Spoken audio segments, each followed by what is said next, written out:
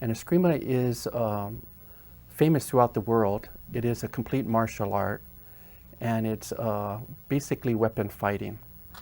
1 stick, 2 sticks, 1 bolo, 2 bolos, short knife, staff, and a wide variety of other weapons. It also includes hand against weapon and hand against hand. My master used to get so upset when somebody called Eskrima stick fighting, because we would all get ready for the lecture, because he would go right back. It's not stick fighting, it's the martial art of the Philippines. You think the Filipinos fought the Spanish with sticks? And then he'd give you a lecture that it has all these different weapons in it. It has hand-to-hand, thousands of locks, thousands of getaways. It is a complete martial art. As you meet the Eskrima masters, you find that a lot of them have similar characteristics.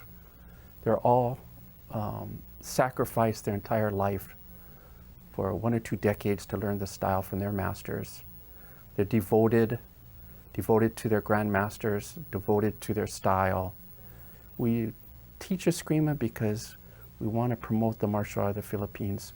We want to preserve our grandmaster's name and certainly pass on the style to the next generation.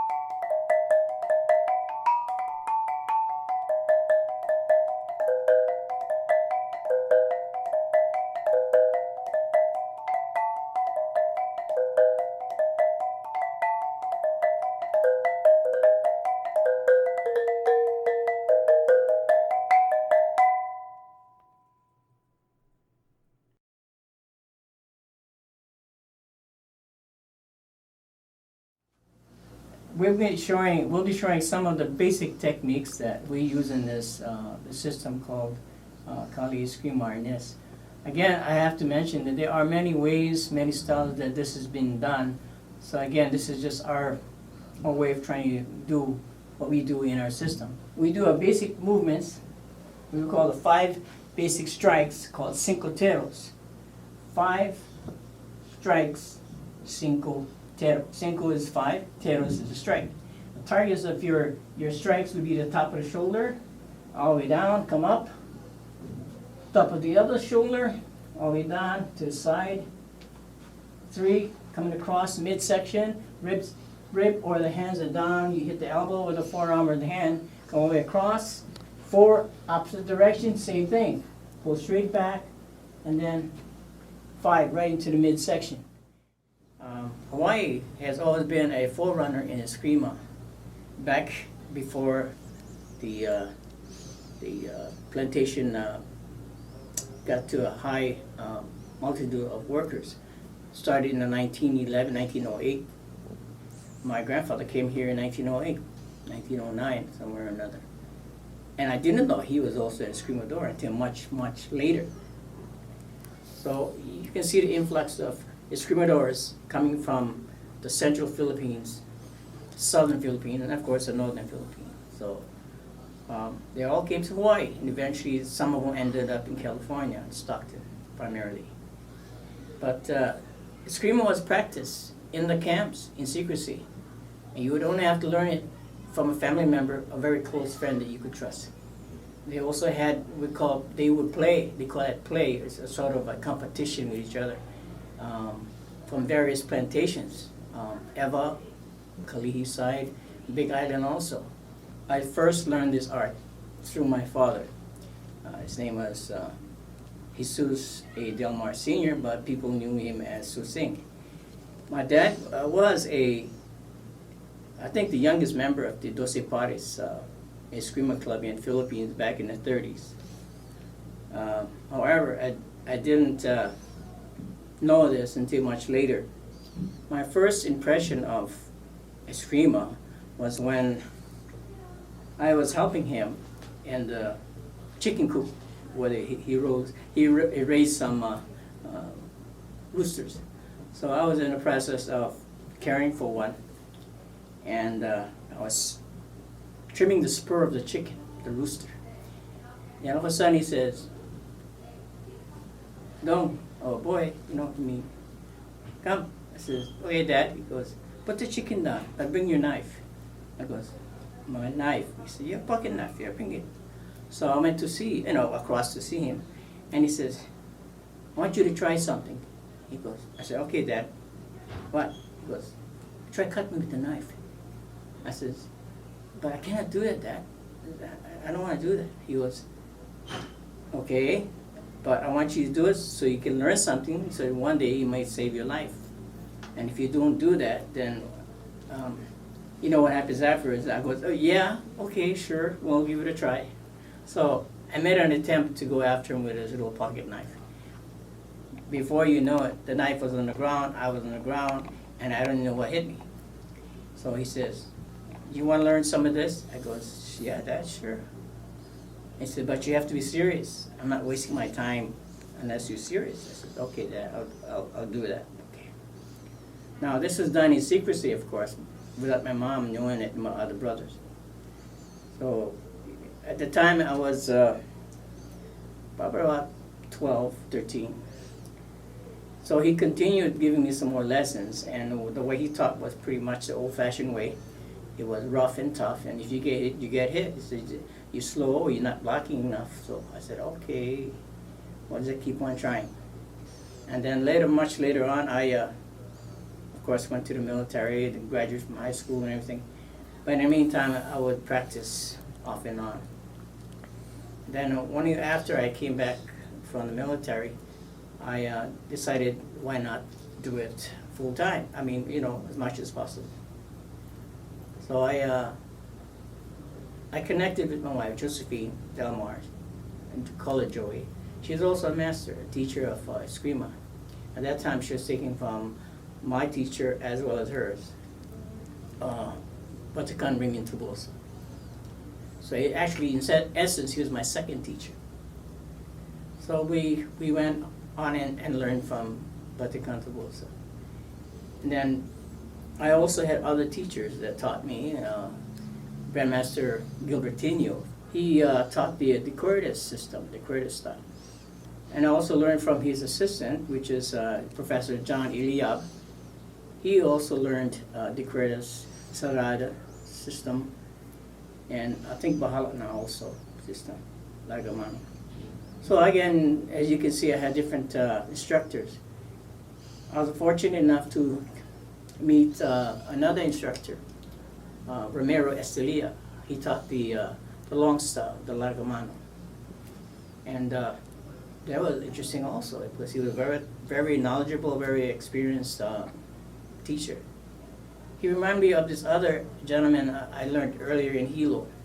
His name was Manoy Godoy. I didn't know what his full name was, but we just knew him as Manoy Godoy. He was one of those sampan bus drivers in Hilo. I don't know if you remember the sampan buses, but they looked like the old 53 Chevy with the extended space so you can carry passengers. Anyway, he taught me the style of he said something like the Toledo system. The longer style, different approach. But he was very, very proficient from what he knew. That's why my system is based on multiple styles, and I call it multi-style, Del Mar School of Filipino Martial Arts, multi-style. In this day and age, you'll find that there's a lot of schools that implement other styles other than the original one that they had learned from.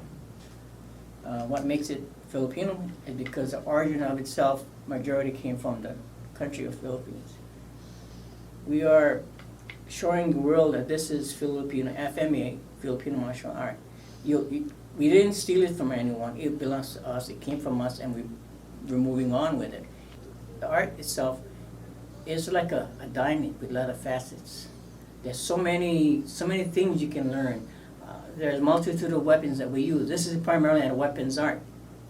However, you had to learn bare hand, this, and your feet, of course, because we wouldn't walk down the street carrying our weapons, usually. So we had to learn bare hand. This is an intricate part of the Eskrima, which a lot of people didn't know. Now, people have told me, you can't teach art if you don't know the language. I said, perhaps maybe back in the old country, because everybody had to speak the language. But we live in a Western world, we live in America. Primary language is English. So, although I know a little bit of my dialect and the language, I'm not proficient like before when I grew up in Hawaii. So I teach the art. I don't have to be proficient in the language.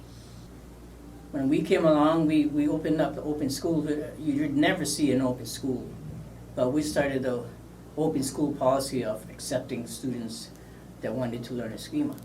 It didn't matter where they're from and who they are, but they all wanted to learn Filipino martial arts. There are schools that have a intricate system of, I would say, interrogation before you get into their school, because they're very protective, and I can see why. However, as I see it, that the art doesn't truly belong to us. It belongs to those that want to learn it, and if we keep it and die with it, it'll die off. It'll never be perpetuated, and that's not my goal. That's not my mission. I think the future of Eskrima will depend on what we do today and how we perceive to present it to the future generation. We have to be in a positive level. We cannot truly go originate the old way of implementing instructions, because otherwise they won't come back for the next lesson. So we have to do modifications. Like when we practice with the art, we block the stick, we block the weapon. But in essence, you're actually blocking the person's hand or weapon arm. This is to ensure safety and to have self-control. This art will demand a lot of self-control and discipline.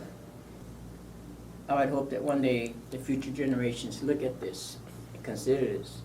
Not for the idea of, well, how bad you are, they say, well, you're the best guy, and all this kind of stuff. But the value of preserving life, not taking life, believe it or not. If you're a good martial artist, you would avoid conflict. Believe it or not, people say, why avoid? Well, now, can you guarantee that you're going to be coming out on the winning end? Nobody can. You know, do you have a conscience? Can you live it yourself, taking a life? I'm not saying that you cannot defend yourself if you have to at the very last resort, because you want to defend yourself against someone that want to take your life.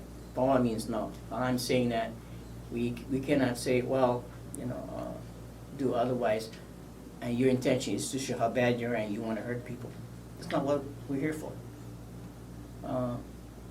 I do hope the younger generation look at it from my point of view, and that look at the cultural value of the art, not the physical value, but the cultural value of the art and emotional value that comes with it. But it'll take some time for some people. There are different opinions of what sport is as far as the Filipino martial arts.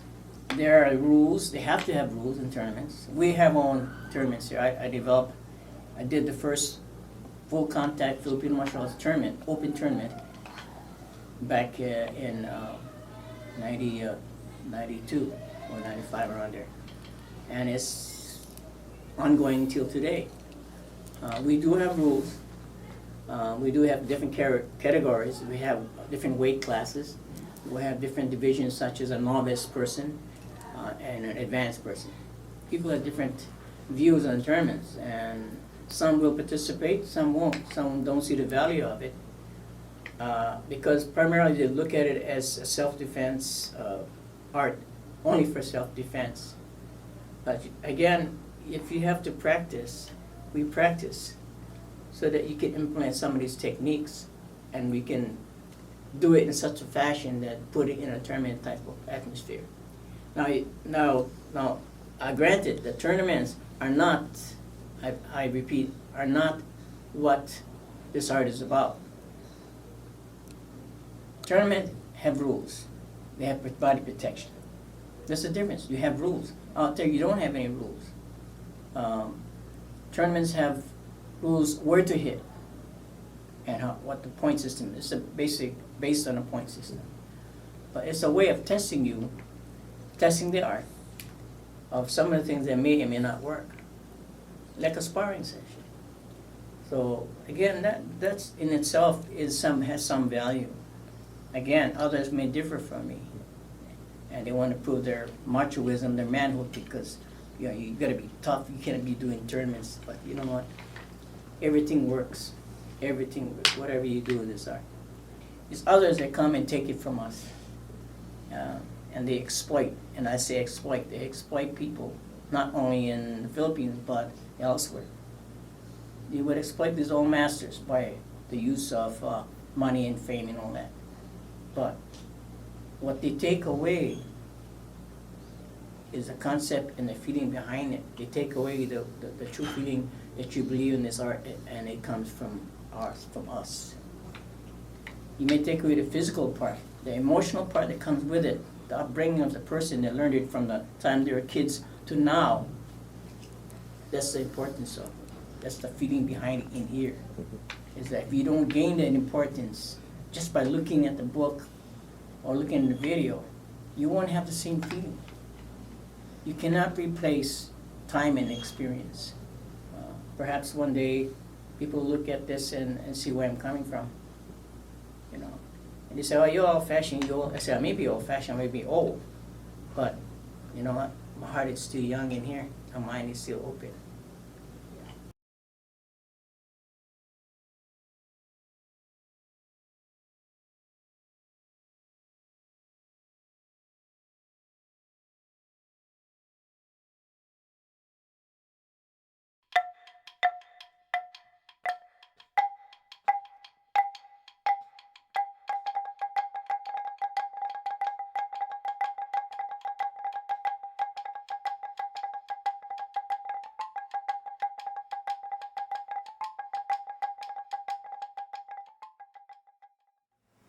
Prior to Eskrima, when I was in high school, my aunt, Auntie Dondi, she was in karate. And at that time, I didn't know Filipinos had a martial art. There was not much mentioned. Maybe I saw something and wasn't told what it was, and I wasn't curious. But I've always been interested in martial arts. So I trained in karate, Kajukembo, with my auntie. She learned under Professor Chow. But we did it in the banana fields. There was no formal classroom training. When I graduated from high school, a few days after I graduated, I moved to the mainland. When I went to the mainland, I wanted to continue my martial arts training. So I went and trained under Professor Joe Halbuna. But when I decided to come back to Hawaii, there was someone told me about a Filipino martial art, and I thought, wow, Filipinos have something? Little did I realize, and I've always been an advocate of Filipino culture, but no one ever told me there was a Filipino martial art. So I went to watch a Filipino martial art demo, and it happened to be by Raymond Tobosa. Much of what I teach is Tobosa. One reason for that is because with the Tobosa system, I learned the longest, many years with Tobosa. Secondly, it was more organized, systemized. And so, because the Vaticano Raymond Tobosa had his classes structured so that you could teach it from start to finish without having to worry about let's backtrack on this. I didn't mean to show this advanced move. Let's do this basic first. No, he had it systemized where you learn the basic and then you move on to more advanced. So when I came to Eskrima and you get hit by the stick or you hit on the floor, you gotta learn how to fall and stuff like that. We never had padded mats. We had the garage, which was concrete flooring. We learned how to fall on solid, hard ground. So when I got hurt and stuff, it wasn't any different from my karate days. And Batikan always said, you're gonna fight most likely a guy. So if that happens, you cannot be treated any less.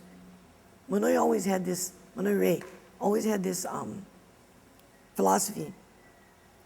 You get hurt, you bleeding, you broke something, don't stop. You're still breathing, you're still moving, don't stop. Finish the job. So one day, we were asked to do a demonstration in Makaha Inn.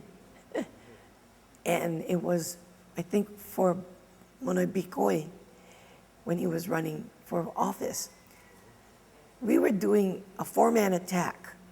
One of the four guys, hit my finger. And when you hold a garrote, all of your digits in your hand, your pointer finger is a very important piece because it's what controls the depth of where you're going to hit and how hard you're going to hit your garrote at the last moment. Well, that pointer finger got hit, and it got hit so hard that it swelled up to the point where that finger was pointing straight out. It wasn't grabbing anything anymore. But because I was used to getting hit, getting bruised, bleeding, whatevers, I didn't know I got hit. I didn't know that pointer finger wasn't holding that stick. So the last person that the fourth man have attacked, I blocked him and I was supposed to come in with a headshot. As I was coming with a headshot and my hand came across my peripheral vision, I saw my finger, my pointer finger sticking straight out. I'm wondering, what happened to that finger?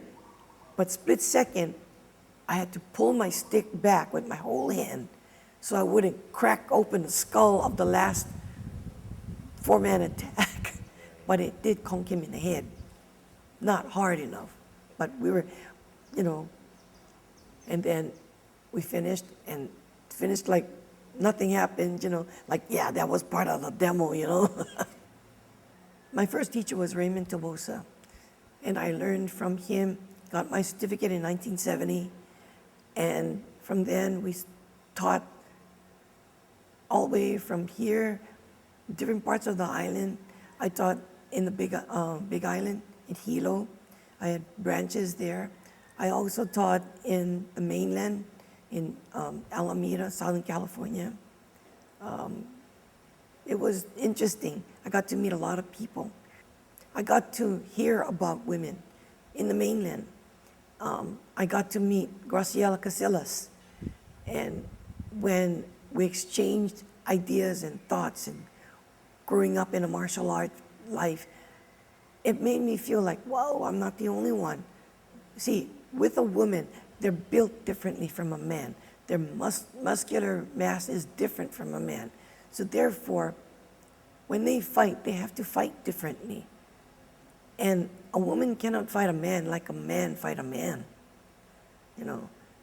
So comparing notes and talking with Graciela made me realize I'm not really wrong, because I felt different when Batikan showed me how to do a certain move, for instance.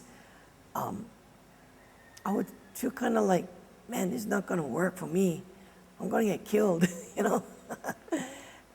But then Batikan would show, okay, you do it this way, but for you, you can step this way, or you can kind of do a little different angle or something. I can show a guy what a guy should do. I can show a girl what a girl should do. But because I am a woman and I teach my style, my students, men, women, children, are learning my style according to me. But during the course of the training, I show them that there are other ways of doing the same thing. One of them, for instance, is a woman doesn't go head on when a man is attacking her head on. A woman doesn't go and block head on. You know, she can sidestep. There are other ways of disarming. There are other ways of deflecting. You don't have to necessarily go right in and block, cross hand into an oncoming knife attack, for instance. You know, you can sidestep, still block, cross hand attack, and still disarm that knife.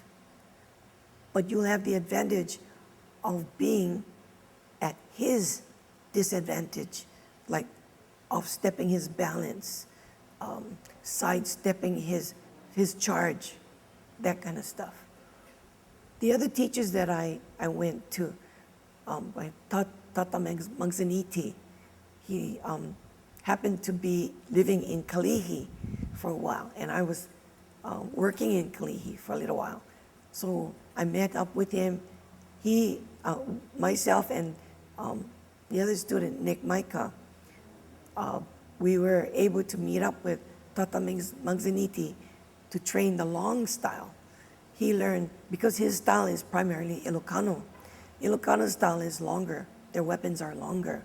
Their footwork is wider. Their stances are lower, that kind of idea. So I got to learn the other side. Even their attitude, their philosophy, their terminology is different. And then I learned from Master Frank Mamalias for a little while. And Frank is Visayan, okay?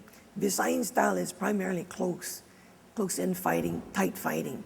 This is primarily what I teach, inside and tight.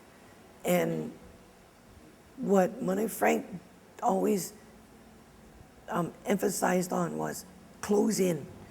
When you're in, he taught me a lot of movements that come in for the kill.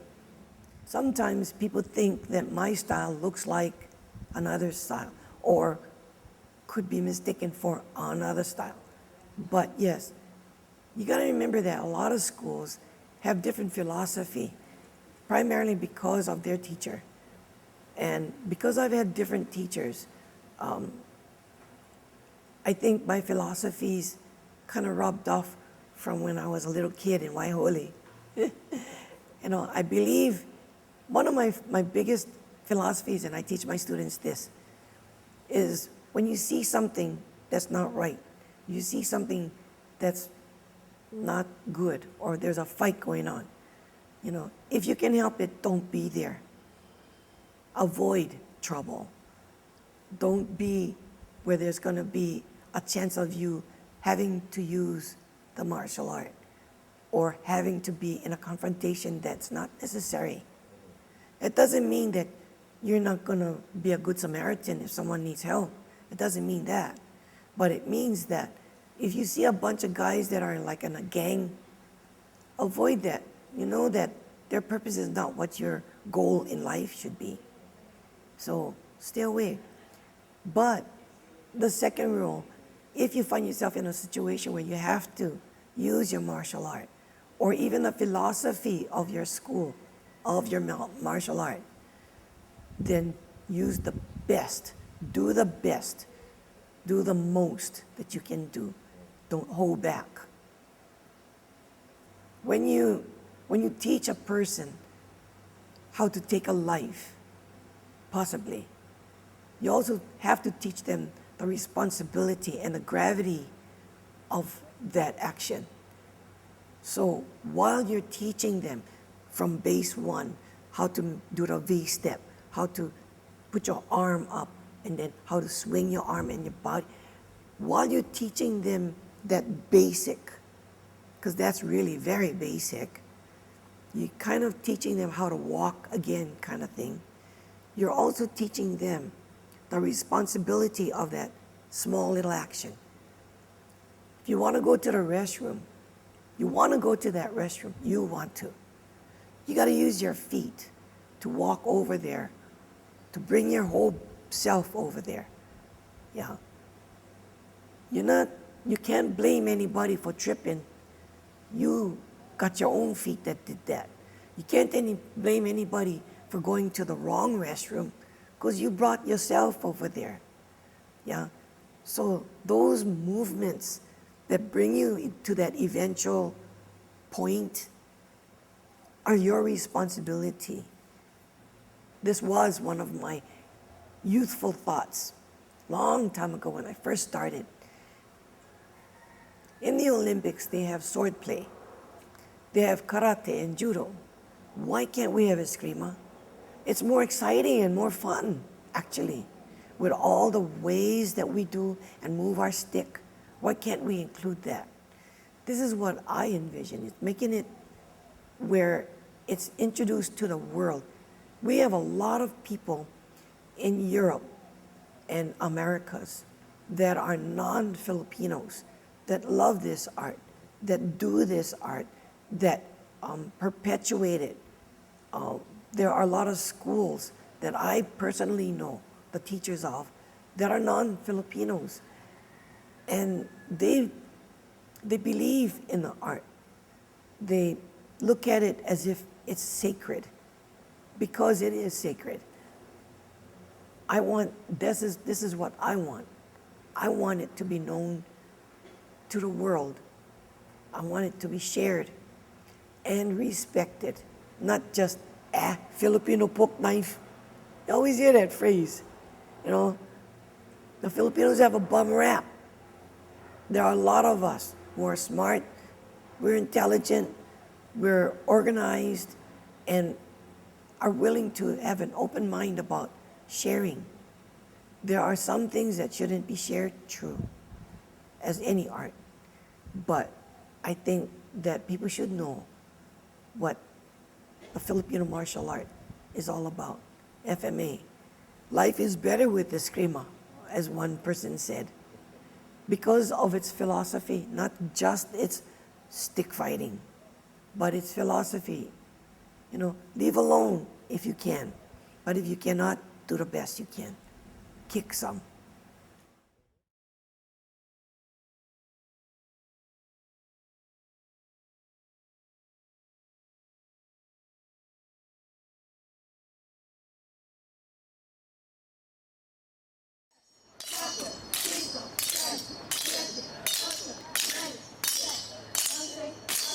Ready?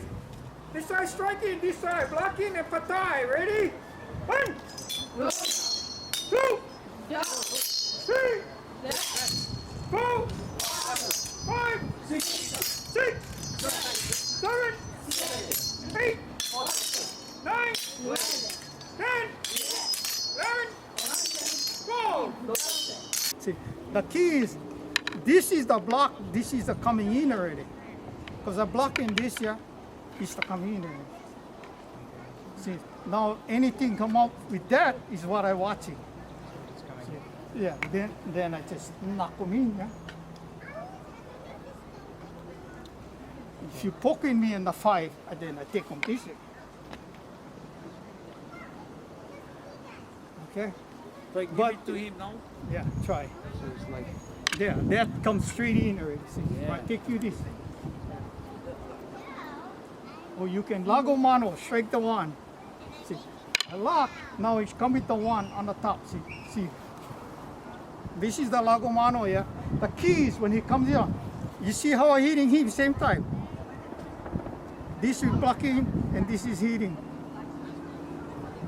Okay? That's your lago mano style. when I was in intermediate school, I was in 1961, learned under my master, my grandmaster, Broly Pidoy, and his son, Eddie. When I first met the grandmaster, he was on the side of the river fishing. And I was watching him, and he was pulling a lot of fish. We were out of school at time, you know. I think it was like Christmas vacation. And then I saw him fishing, and my other brothers, we was watching guy fishing. He was catching a lot of fish. So when school started, we ended up going school with Eddie. And then when we was coming home from school, we was crossing the bridge, and I told him, man, that old man, he catch a lot of fish. And he said, that's my dad. I said, oh, okay. That's how I actually met him. We used to sit around on the riverbank and watch him fish. I started at the same time. I was taking judo, and with Eddie, we was playing around, playing like boxing, karate, and things like that. And that's how we got involved, because the father asked us, what you guys doing? I said, we was practicing karate. And he said, what's that? I said, it's a Japanese martial art. So he told us, why don't you guys learn Filipino martial art? And that's when we asked him, what's that? And this all began then. In other martial arts, you don't see too much of the type of movement, how it's more defense than offense. You watch other martial arts, it's all a lot of offense. We learn defense mostly from our art. But we got 12 points of offense. Because of the 12 joints is because the Spanish used armor, and that's why to conquer the armor, the Filipinos developed a style which was to defend and to block and hit, was hitting the joints. That's why they had the joint style there. That's where our numbers all actually comes in from. Yeah, like the Spanish armor, all the joints was all open, because if you lock it, it won't be able to move, bend. So when you bend, the elbow show, you twist, the shoulder show, and your neck, your head, your face. We was taught that the master would learn Derobio from General Ablen. That's why our school we named ourselves Ablen School of Eskrima, because the master learned Derobio from General Ablen. That's why we got the name now, Ablen, instead of just Derobio. And General Ablen fought the Spanish and Americans for 20 years. Our master, when he was young, he ran away from home because he was abused by his father. He got licking for, and he didn't like that. So he ran away from home when he was 6 years old. And he had a path to go to. Either he goes to the right, to the city, or he goes to the left, to the jungles. And he said to himself, if I go to the city, my parents will find me. If I go to the jungle, they might not find me. So he went to the jungle. He stayed there for a couple nights, and General Ablen found him. And that's how they got together and started, and that's how he learned Eskrima from General Ablen. For 12 years, 12 straight years, he learned Eskrima, because there's no television those days in the jungle, the radio. So all he did was really train a lot here. And that's why it makes our master so unique. He knows the 144 counters, the disarming, and a lot of the different moves that you won't find in a lot of the different style of Eskrima. It was really intense. Never learning too much, but there were a lot of exercises for months. They were just strenuous exercises. And he would teach us maybe 1 or 2 moves. I didn't learn my 1 to 5 until I was 6 months into it. And just by listening to stories, old stories about the wartime in the Philippines and all that, and how he was learning. Yeah, we would train like from morning to evening sometimes, but we would take breaks and have lunch together, and he would talk to us, tell us stories about the Philippines and his family and all that. Memories I have from the master is a lot of pain. Oh, he would give us some good locks into defending and all locks, and he would give us some good pain, and if you would say, there's no pain, he would make pain. I remember one incident where he dislocated my shoulders, and he I said, something is wrong, I feel pain. And he go, oh, he started laughing, and then he played with my shoulder. He put his hands under my armpit, and he went back together. And then he started laughing, and he said, if you can hurt, you can heal. That was his same way he said, you can hurt, you can heal. I'll never forget that. Well, in the sense of Derobio, the style of Derobio is the passing style, where you don't go against force, where you go with the force and you defend. And the way the master taught us is you don't want to hurt the person right away. You want to just defend and disarm him and tell him, no, that's enough already. And if he insists, then you must do what you have to do. All those students, they learn Derobio 1 to 12 offense, but we incorporate different ways of blocking. But first, Derobio blocking, then we incorporate different styles of blocking. Well, in Eskrima, we train a lot in weapons, but actually the weapon itself is just the extension of the hand. So we train a lot of open hand, where the weapon is not in our hand, and we do the same routine. What we do with the weapon, we do it with the open hand. We use the bolo a lot is because our style is actually with the bladed weapon. That's what the Ablen school Derobio is, and they fought the Spanish with the bolos. That's why you're not going to go use sticks against the metal. So if you train hard with the bolos, you will fight with the bolos. You'll find our students, to get promoted, the first step, you got to be proficient with the 1 bolo or 2 bolos to get promoted to the next step. If you can't be proficient with them, you don't get promoted until you do. Our master said he wants to open the school to everybody. You know, it doesn't have to be only Filipinos. He was one of the first masters to actually teach non-Filipinos, and people used to get mad. Other people that was training didn't like it, but we did it anyway. Our Batikan Edmundo Pidoy, we grew up together.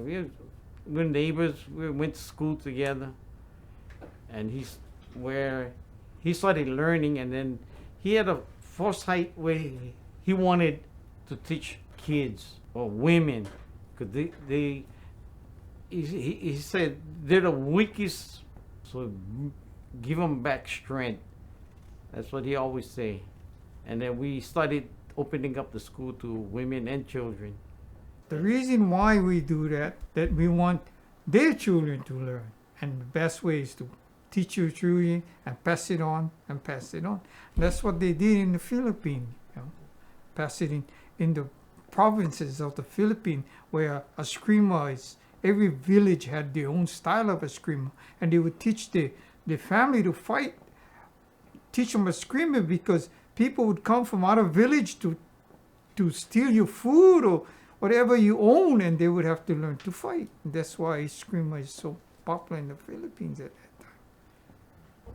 Most of the public didn't know there was Philippine martial arts, because we used to train all in the bush, all in the rice paddies and the banana fields, until we were allowed to bring it back out during I think this was in early 60s, where Beatrice Reynes, she was one of the officers for the Oahu Filipino Community Council, asked us to bring it out. But at one time, the Eskrima was banned in Hawaii because there were killings in tournaments. So they banned training Eskrima in Hawaii. I think it was like an informal ban. I'm not really sure about that record. Because of people dying, they didn't want us to, people practicing. Well, the dying in itself was from tournaments, because in Eskrima, to see who's the best, they would compete against each other and they would go full on, and that's when people got killed. So that's why they didn't want that happening, so they banned it. Beatrice Reyes wanted us to opening up to the public because at one time all the schools used to get gang fights from the Filipinos from the Philippines and the local Filipinos. They were fighting each other because, you know, the local ones didn't care for the ones from the Philippines. And that at that time they were fighting where kids were getting killed, stabbed and all that. So because of her, she wanted us to bring it out, so to show the kids that the Filipinos had something. She wanted us to bring it out as a culture, not as a martial art at that time. For me, I want my school to go next to my son and keep on the tradition, and maybe his son or his daughter, and so on, until the whole world know who's General Ablen and our great grandmaster Barrow Pidoy. That's our goal.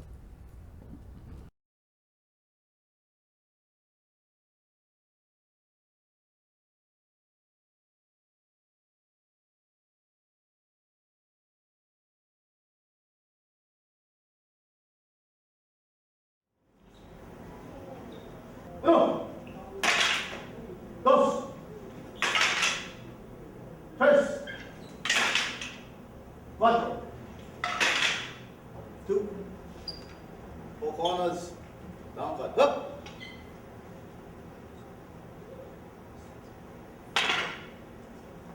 Up.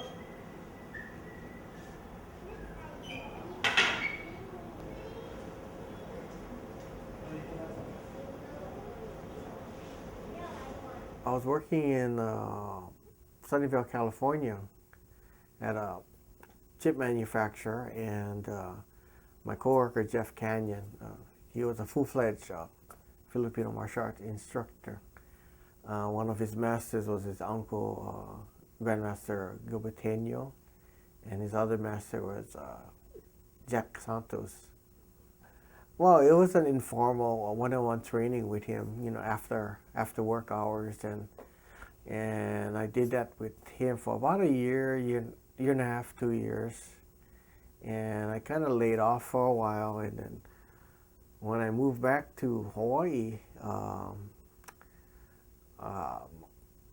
the first class that I took was from a female instructor, Maestro, now Professor Joy Del Mar. And what's interesting is she was one of the few women instructors in Eskrima. And what I found out was she was one of the 10 original students of Grandmaster Tobosa, Raymond Tobosa, and his brother Toby Tobosa.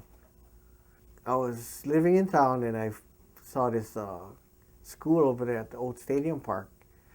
And that's where I met Guru Eric and Guru Pat, Punjung Guru Pat Amantia. And that's where we studied for about a month, year and a half.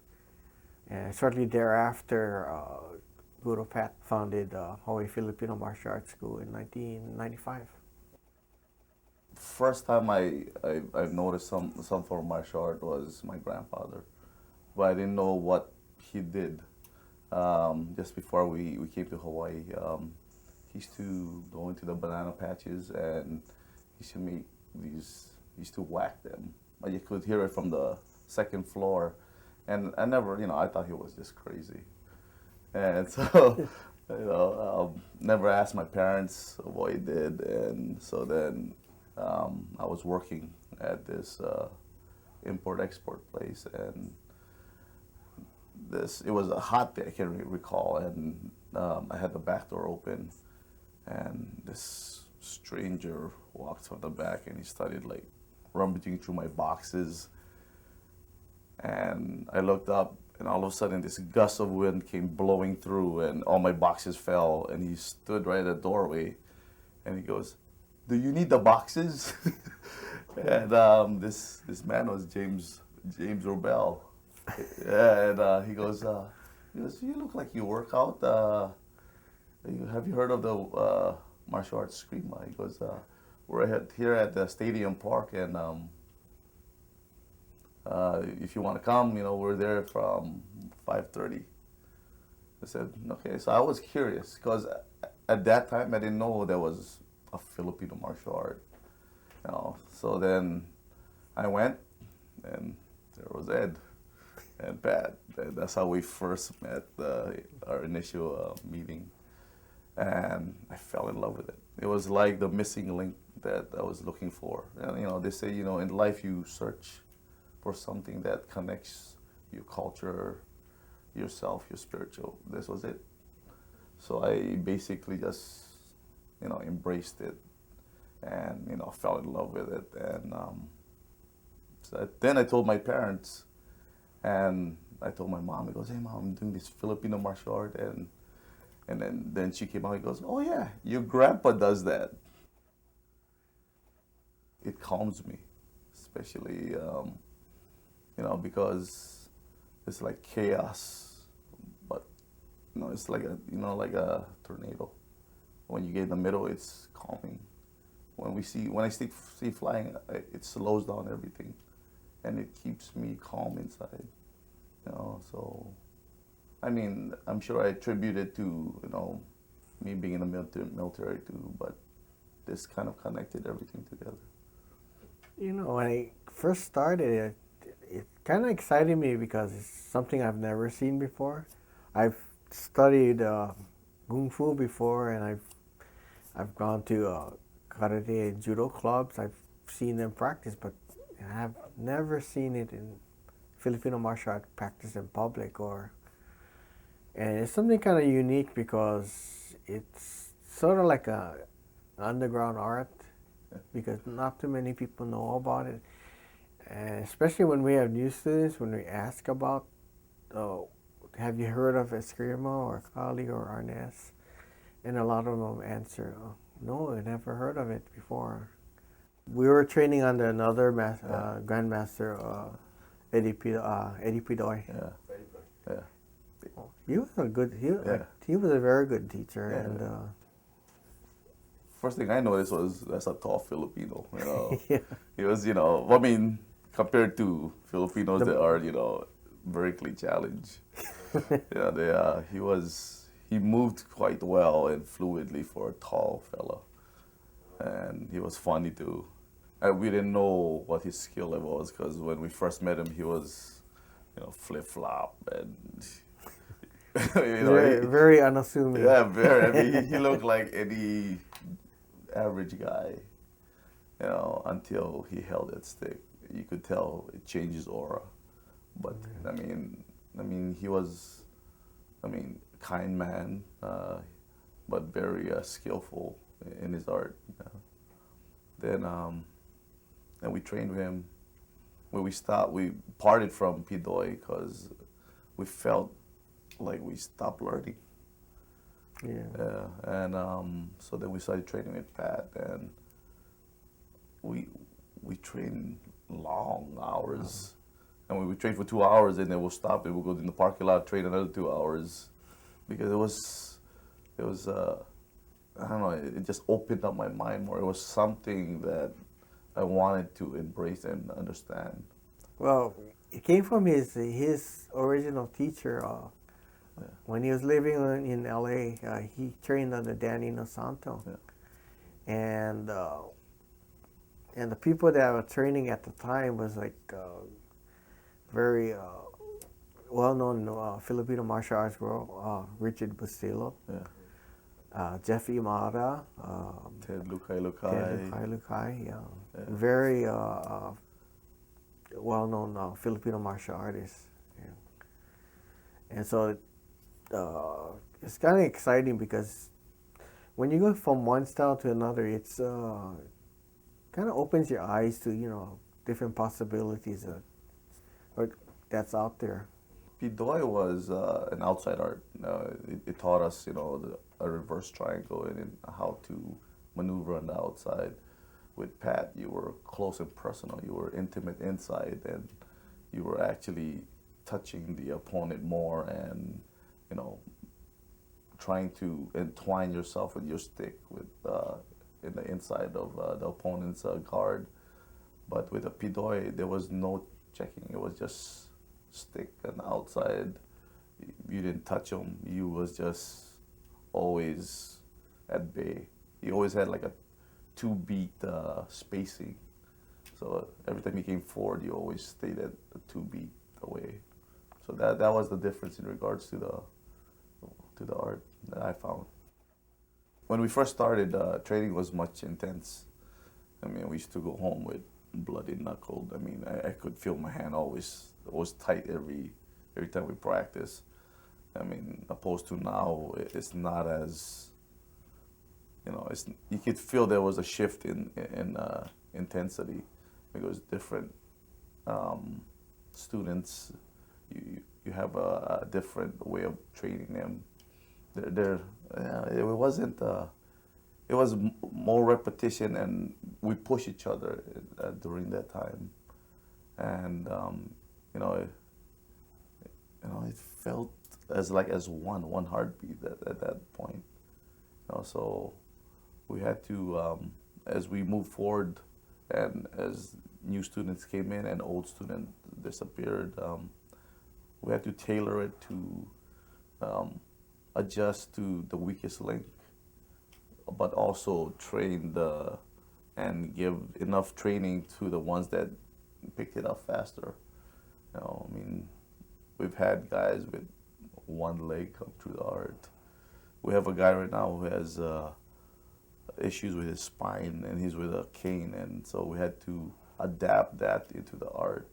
So, you know, it's the art chooses you, and it adapts in regards to your skills and your weaknesses. The training I guess like Guru Eric was saying earlier, we always have to adapt to who comes in, walking in the door. But we also do some research and then try different things, and we try to incorporate it in class. That's something we'll see on internet or something you see on in a movie or something like that. We always do try to evolve our art and always try to refine it and, you know, update it to now the modern training. The training that we teach a student is how we were taught the training, so we keep that same template, and then it doesn't change in regards to the inside, outside. We keep that original, and then anything that comes in will be different weapons, and how we can incorporate that as, you know, because it's a weapon-based art, it's always gonna be how we were taught, you know, Eskrima. So any weapon that we hold, in my eyes, it's still Filipino, because we move the same. We just have to adapt to the weapon, and we incorporate the skill and the teaching the same way. If we introduce something, you know, we made sure that, you know, it has ties directly to, you know, the art. That, I mean, it's normally when we observe something, it's other Filipino style. So, have we observed other different races? Yeah, we observe it, but, you know, I think for us, we're trying to preserve what's not it's well known worldwide, but it's not common. You know, you cannot just walk into a Eskrima class. You can walk into a Taekwondo class at Fox Alley or an MMA class, but there's no classroom classes that you can just walk into unless you're welcome into, you know, the community. And that's what I've discovered once I became part of the Eskrima community. I didn't realize how much Eskrima classes, schools were there until that moment. Yeah. A lot of Filipinos don't know their history. They don't know the art. So they, like I said, the art chooses you. You don't, like what I tell new students when they walk into the classroom, they're not there by mistake. I mean, they're there because of a calling or, something they're searching for. And some of the students been there for like 10 years. And it's like they've embraced themselves into the art. I mean, but in regards to what is it? It's the history, that we try to preserve.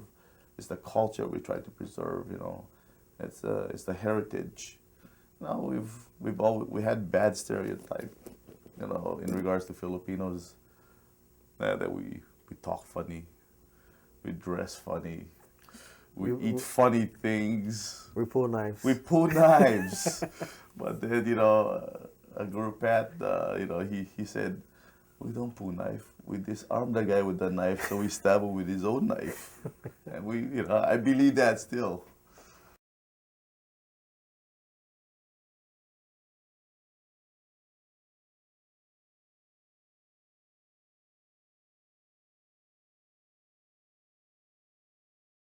When they disarm, see, I catch him, they will hold the stick, they won't let the weapon go.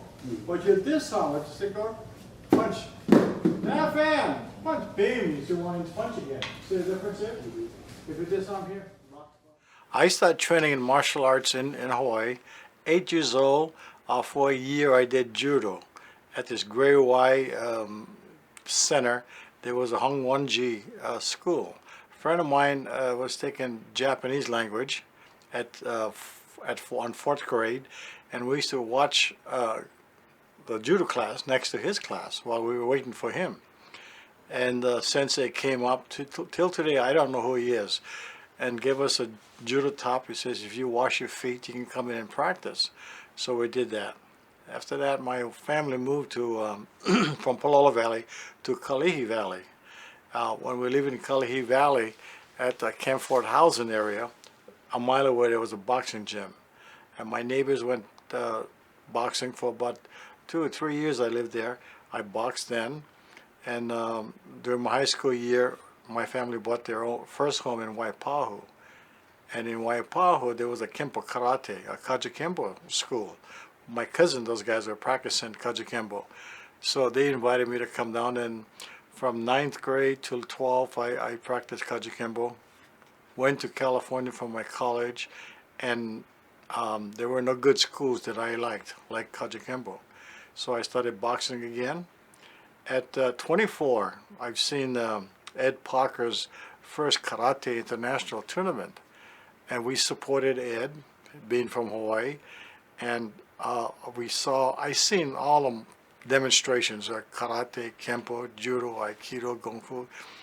But when Bruce Lee came on the stage and he did his performance, I says, now this is real stuff. This is the type of martial arts we should learn. I seeked him out and wrote him a letter. And he wrote me a letter in 1967 that he will be opening up his first Lee Jung Fun Kung Fu Institute in Los Angeles, Chinatown.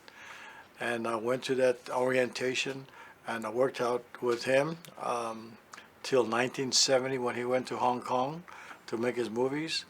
I was partnered with Dan Inosanto, and he and I continued our training, what Bruce Lee taught us. But Dan, being another Filipino, once asked me if I've seen the Filipino arts. I says, yeah, I've seen it, but I didn't have too much interest in it.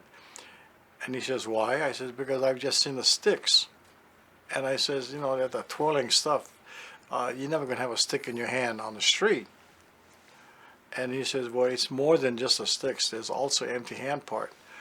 And I went, yeah, I like to see that. And we were invited to do a private lesson with our first instructor in Stockton, California. It was Grandmaster Angel Gabalis. And he taught us his system, Serrata, the closed system. It was interesting, but he just showed us the sticks. I didn't see the empty hand. And when Dan showed me how to apply the empty hand from the sticks, now it's a new art that I haven't seen, and we call this panantukan. Then he researched the Northern California. I researched the Filipino arts in Hawaii. In Hawaii, I asked my dad, if he knew anything about the Eskrima or Arnes. He says, yeah, you go see Tata Duran up the street. So I went up to this house and knocked the door. Hi, my name is Richard. And he knew who I was because my father. And he said, my dad says you know about Eskrima. Can you help me find Eskrima instructors? And his first instructor that he recommended me was Tobosa, Ray Tobosa, but I didn't know how to get in touch with him. He said, well, you go down and see Barlio Pidoy. Pidoy lived, about, across the street from Augustin's school where I used to live. So I walked there, knocked on the door, he comes out, and then I introduced myself and I told him what I was there for. And he was very hesitant, like most of the old Filipinos, they were hesitant. And I says, we are researching the Filipino arts because we want to give to the younger generations that the Filipino have martial arts.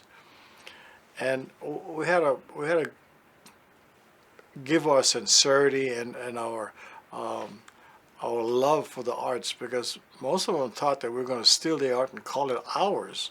So everywhere I go, I mentioned Barlio Pidoy name and all the masters that we studied with. Barlio had contact Ray Tobosa. Raymond Tobosa came over the house, met me.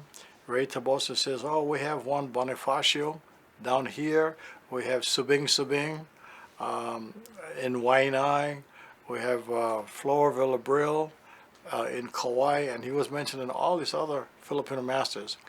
I said, I need to research and talk to these people because once they once they are gone, then we want to carry on their art and give recognition where it deserves, like Barlio Pidoy and Subing and Flor Villabril, and that's how we mushroomed. The first time I trained with one of the Grand Masters, Pedro Apilado, who was one of the last referees in the Eskrima fights in Honolulu. Mr. Inosano and I went to his house in Compton, California, and he wanted to see our style, sparring right away, old style of Eskrima. They wanted to see how we spar and fight. So I had my stick in a stance, and I had it this way. And he looked at me, and he says, okay, wait. And he rolled up a newspaper, and he rolls it up. He said, okay, we start. And I went here, and whang! He whacked my hand, I dropped my stick. Mr. Inosano never laughed so hard in his life when I got hit in my hand. First lesson, don't expose your weapon hand. Keep it in the back. Yeah. We trained with Flor Villabril, Ben Lagusa for a long time. He was the last. Angel Cabales, we trained him till we got certified under his Cerrado system. Leo Heron, we trained with him till we finished his Lagomano system. And then majority of the instructors, we got certified. Almost about a dozen certifications that we had from different styles and different systems. And those, like Apilado, he didn't have any formal certificate like most of them.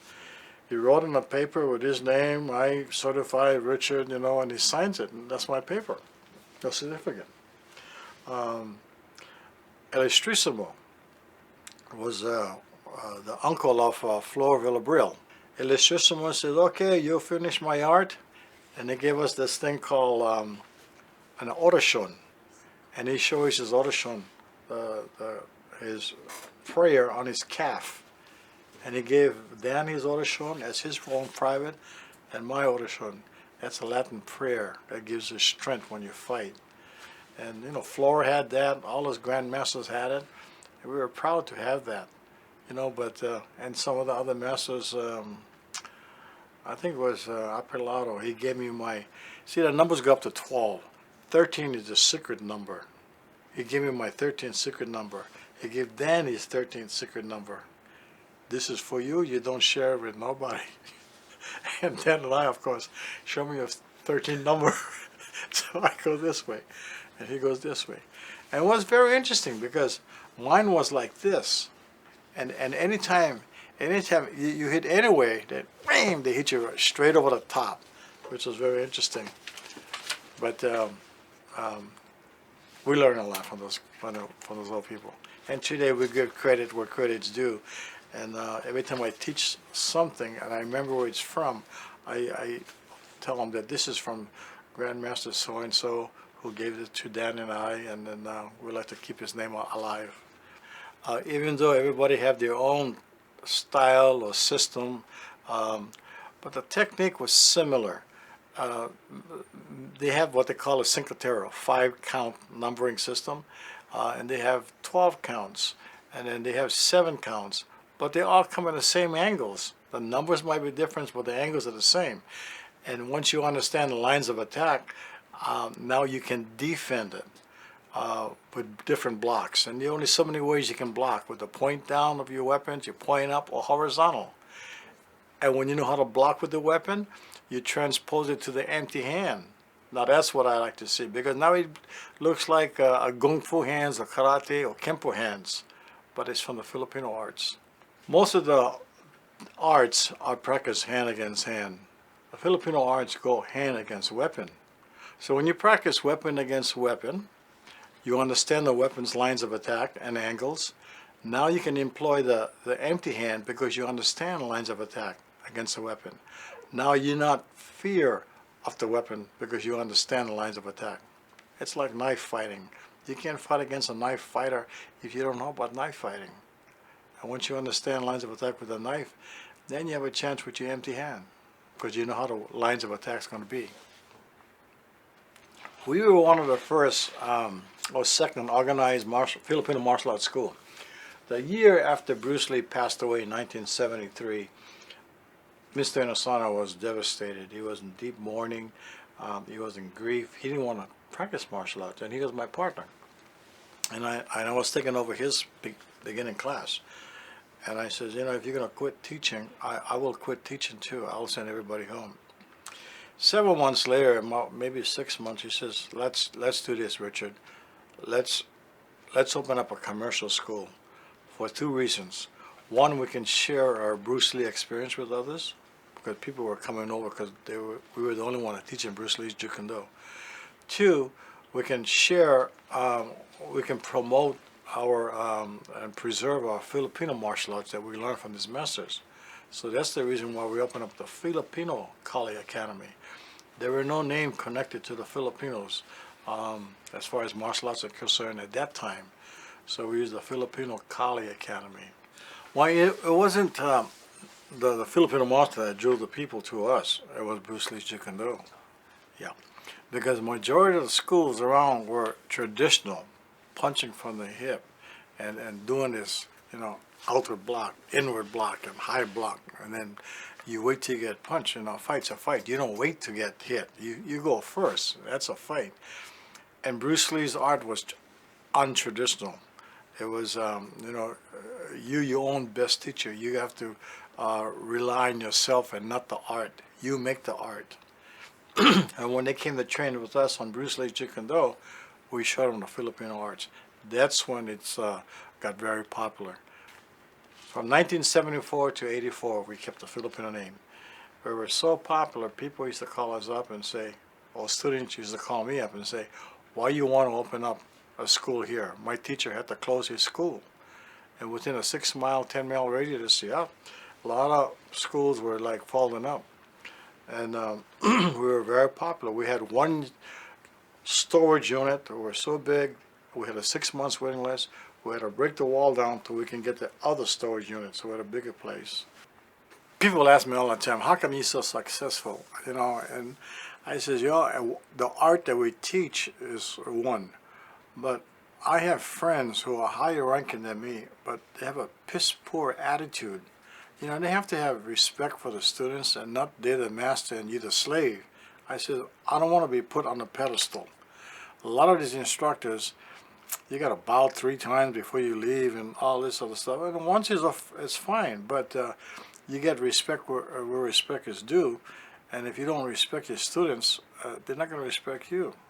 And so I like to say that, you know, because I was born and raised in Hawaii, they call it, oh, Richard's school got the aloha spirit. When you go to his school, he shakes your hand. He says, hi, how are you? Other schools, you don't see the teacher till later on in your training, and that's a big difference. No problem, right? You don't know if he's lefty or righty. Some guys go like this, and then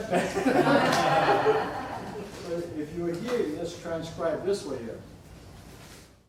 We got people now offering to purchase the IMB Academy, and they're gonna have to write up a business plan.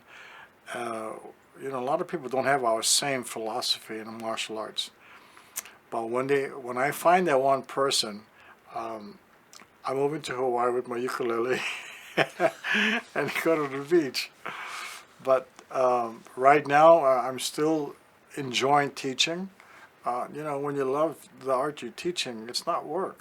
And when you see people get elated about what they're learning, you want to help them more.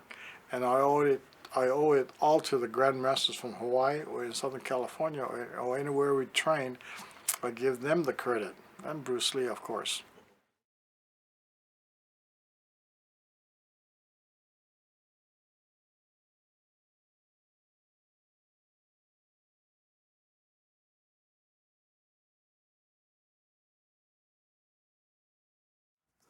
Basically, my Shosnuki system is based on simplicity and a concept of universality. Yeah? So basically, any strike that he gives me, I can defend it the same way. So, number one, I can block here, rough, come in here, disarm it this way. Number two, same way here. Same way, number three, yeah. Here, four, here, disarm the same way. Five. Whether I go inside or if I go out this way, and disarm it all the same way. Do the same exact type of motion here, disarm, throw here. I can do submissions or I can be cutting him up. Number two, talking about again the concept of universality. Do the same thing, similar thing. I can cut here, come here, instead of using my wrist, so go right by the pommel, cut him here, and I can also, kick him and take him down. Yeah. Okay. If I don't want to be sadistic like that, again, cut in here. I can also take him down again, like we did earlier with the stick. Again, spigot, and no hurting the individual.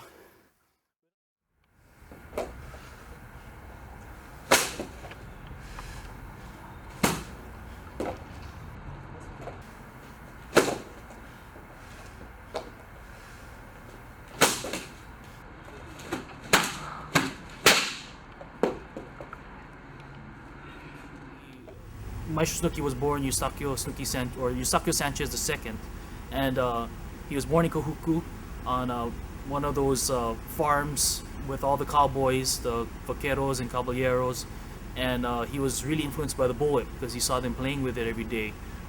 His I guess role model at the time was Lash LaRue, which is this old black and white cowboy who had the bullwhip. So he used to fashion out all these bullwhips from brooms and ropes and just basically practice snipping on the leaves of the plants and stuff.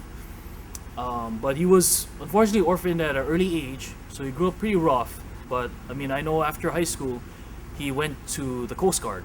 So he joined the Navy first. He couldn't handle being on a boat so often, those kind of big boats. So he joined the U.S. Coast Guard and he became part of the what they call the Frogmen. They don't have that anymore in the Coast Guard, and they basically incorporated that program into the U.S. Navy SEALs.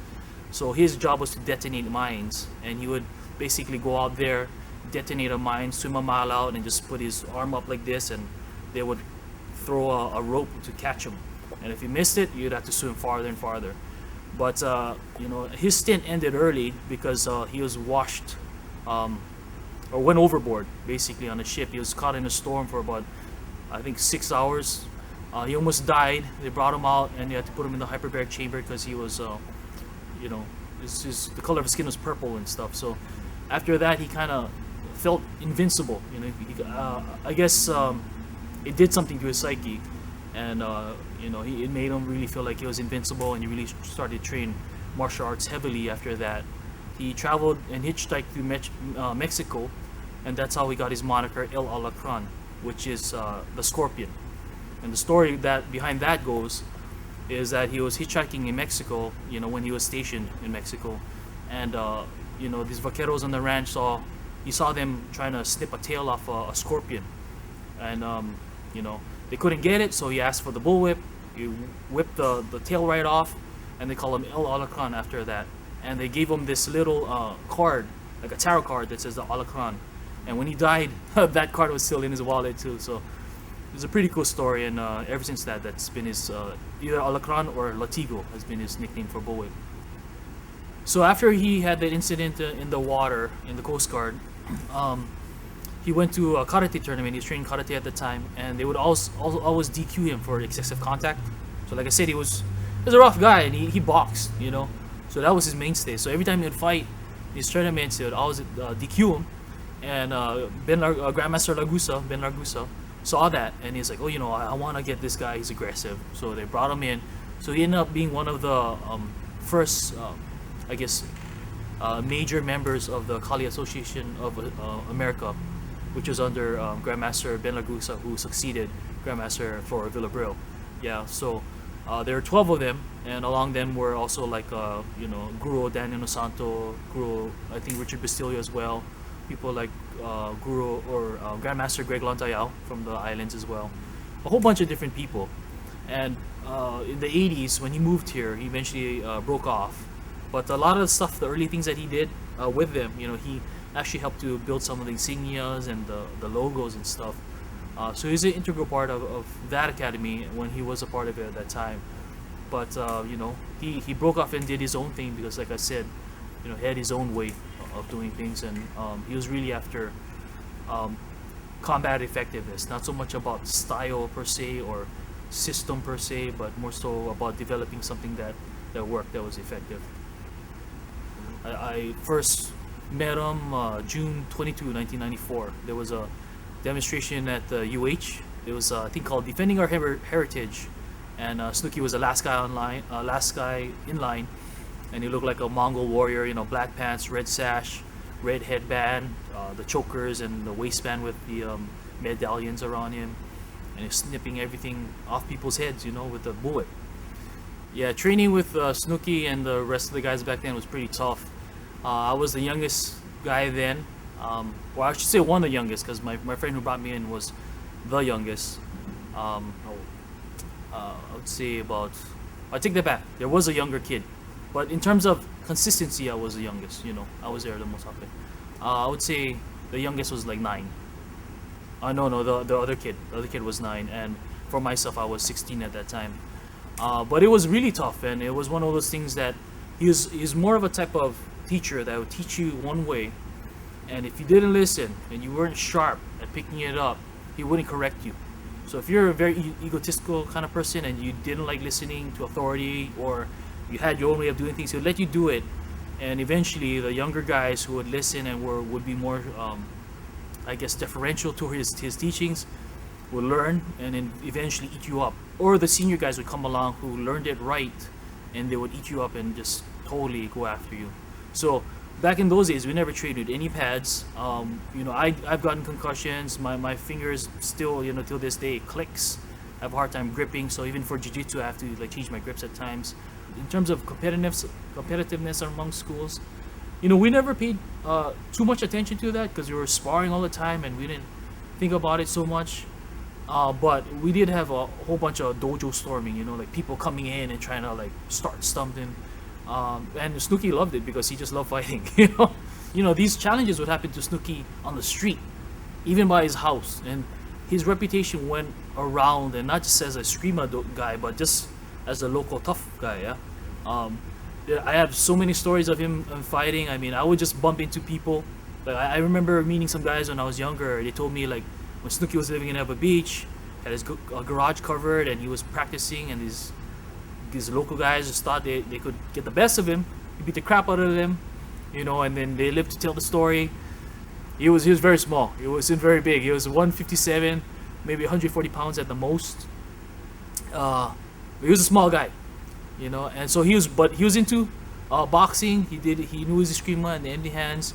Like I said, he knew some judo, but his mainstay, I would say, most of the times when you see him, is like a mix of dirty type of boxing and the empty-handed Eskrima. So some of the stuff he showed us was really dirty, you know, like grabbing inside the guy's ribs, going to the clavicle, grabbing into the trachea. You know, people, when they talk about like choking somebody, they do this kind of motions, but he was into like grabbing in here or sticking your fingers down into the throat. So he was all about dirty fighting, and you know, most of his workouts came from walking everywhere. And his thing was more that you should work for the ordinary guy. You know, he always wore army fatigues with long pants, and you know, he wasn't wearing any like kind of clothes that he could just work out in on the drop of a dime. You know, so he's all about utilizing the environment, you know, to your advantage. You know, if you got into fights, he would even use his beer. You know, he'd be drinking beer, or hit me whenever you want, throw the beer in the guy's face, pop him in the mouth. You know, that's the kind of stuff he would do. You know, and he would explain to us all, I did this because my posture is this way, and I can throw the beer in his face, pop him in the mouth. If I'm with this way and my beer is in my hand, I can't really see him, so there's, you know, not to my advantage. So he's always trying to be crafty. That was his thing. I would say that his characteristics of the way he fought and the kind of stuff he did was crisp, because he was always about form and function, always functioning that practicality, but also having good form. You know, he didn't like when your techniques look sloppy. So, you know, I don't understand it. Sometimes some things nowadays, some people think they're tough, or like they show off all their you know, martial arts kind of stuff, and especially with Eskrima and Kali, and I'm like, I don't understand where people are going with that, because some of the old timers did some type of unspeakable type of training that you just will never know about, but they don't talk about it.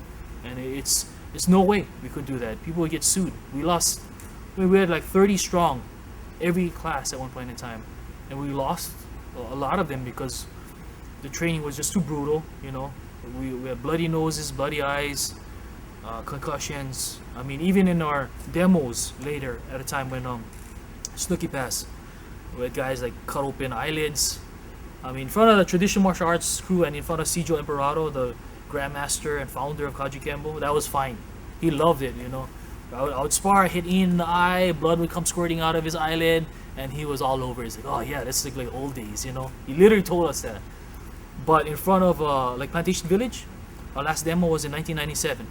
Ever since then, they've never had a demonstration of martial arts ever again because of what happened with us. Because we busted open some eyelids, and that just didn't look right, you know. It was kind of traumatic, and it's a weird way, because MMA and fighting is so commonplace on TV, but the moment they see stick fighting and they see that kind of stuff up close, and they hear people's you know, forearms getting hit, knees getting hit, it's just too much for people, you know. For me, you know, I still have the core of what he taught. You know, I call that Kali intro, the classical Kali intro, and it was effective. He was really into sparring. His thing was to fight from a crouching stance and to fight with few things, just fundamental, simple things. And he wanted to consolidate the core corpus of his knowledge into 2 days. You know, so he basically said you can learn everything within 2 days, but to perfect it takes a lifetime, right? Everything else, the things that I've done post Maestro Snooki, I still keep that core, but I've added for myself, like doing more throwings, some of the locks, and that's just because of my experience with doing things like judo, jiu-jitsu, also training kempo, those type of things, yeah. So I still keep the classical Kali intro stuff that he taught me, but I also do not deny the kind of things that I do, and the same things that are coming up as well.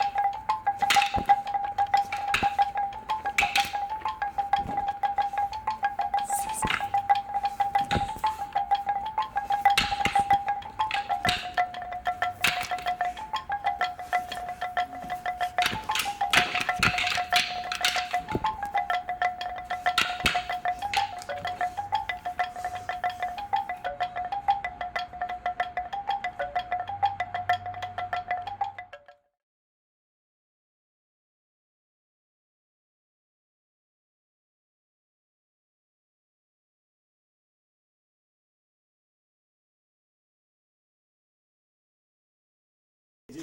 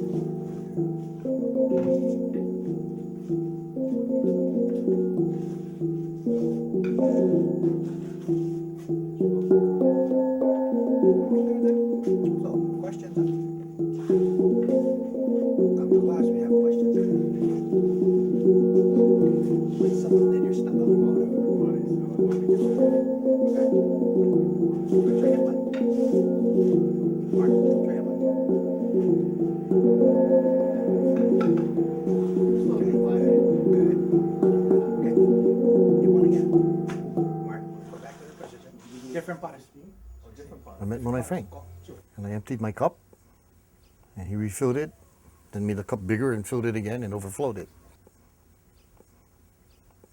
On the day I met him, he just made a statement at the end of the night that he had to teach me.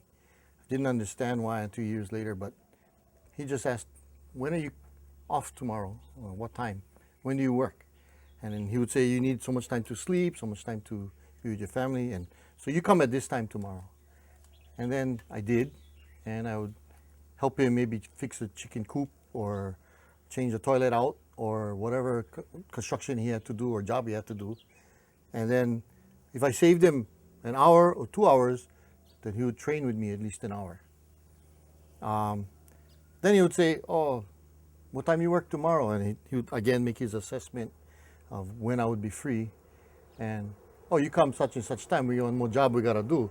But after the job, we train again. And that went on day after day for about a year. Kaubang is the word that we use to describe our group. We're more brothers. It's an art. It's not a sport. We're more like brothers. We're trying to help each other get better.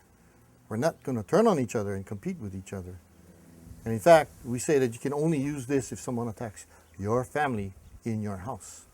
This is what it was for. The way we teach is you break everything down to its smallest unit, keeping the big picture in mind. You learn everything, all the small units, put them together, and now you have the whole thing complete. Basically, from day one, I'm teaching you enough to learn everything that's part of the art. Every weapon, every empty hand move or kinomot. Misnomer to say empty hands, although it's often used. Empty hands come from the word karate, which is Okinawan, empty hands. We teach, this is your kamot. Kinomot is the movement of the hands. So we call it kinomot.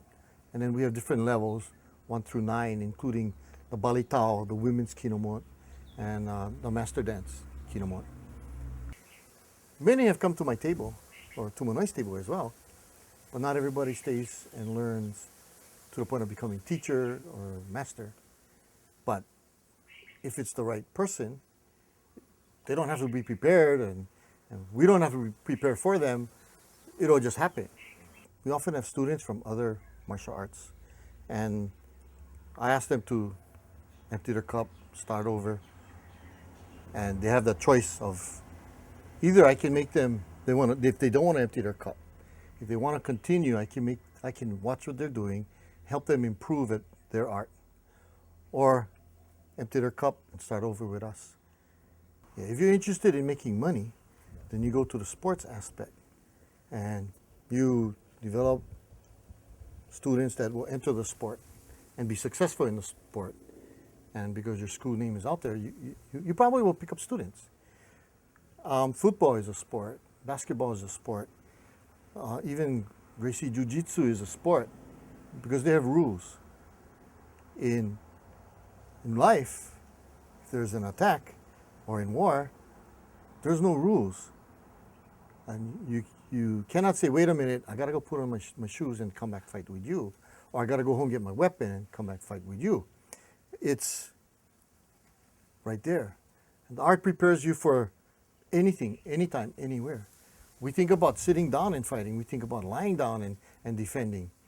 We talk about no more than 5 people can attack you at one time. We talk about multiple opponents. Most arts think of one. And then with multiple opponents, we also thinking weapons. I might not have any, but they probably do. It's more effective against multiple opponents with weapons, other than guns, of course, than anything else that I've seen. But I'm no expert at all arts. I only know my art can work. Like the old man would say, you find a tree, put your back to the tree. No more than 5, it's gonna be less than 5 now. In fact, they don't get in each other's way. We can play.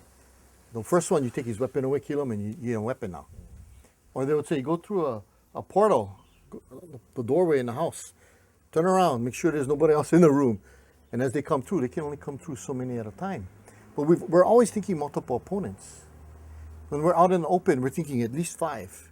2 in front, 2 on the side, and at least 1 behind me. And if I really start to feel overcome because these guys are pretty good, that becomes my wall. I'll lie down on the ground and I have 4 weapons now to play. Recently, I was almost publicly scolded by someone giving a class. It was over here in Waipio. And he was kind of telling me, you have a treasure and you're not sharing it with the world. And I'm like, it wouldn't be a treasure if there was enough of it to go around the rest of the world.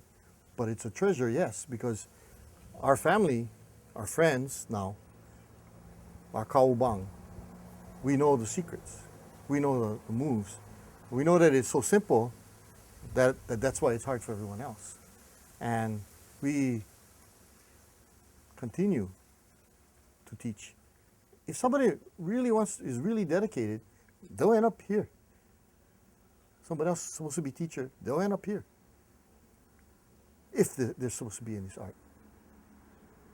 So we have a treasure, and we expect it to continue. Even after I'm gone, I got no problem. I was the only one Monoe passed through this level, as far as I know. But I've passed 2 guys to my level now. And 3 are teachers, so no need worry. When I said, first of all, you got to believe in a good. And he says God. I don't care what you call him, whether he's Buddha to you or whether he's Yahweh or whatever you want to call your God. You have to believe in good and in doing good and in being good. And we do pray at the end of the meeting. Whenever anybody goes home, we escort them and we pray at the car for a safe ride home and a good life. But it's spiritual to the point where our dance, our sayaw, is an active meditation. You can almost feel, if you're doing it right, you can feel like you're in a state where you're here but you're not here. You're defending and dancing the world over. My wife is a spiritualist, and she says, when she sees me dance, it's like I'm fighting evil. Not just here. I don't know about if I'm fighting evil all over the place. I'm just in the zone when I do my dance. And when I teach it, they see me go into the zone, right? But it's not a sport. It's an art. I've always been missing that, been looking for something to fill a void. But this kind of, as one of the other guys puts it, it's how did he put it? It was his fix. He needed to do it. So now I feel like every day, what Bula and the other masters tell us, 10 minutes a day practice. And I find it, 10 turns into 20, turns into an hour. Well, once you start doing it, you just feel good. It fills a void, like I said. And I feel like I need to do it.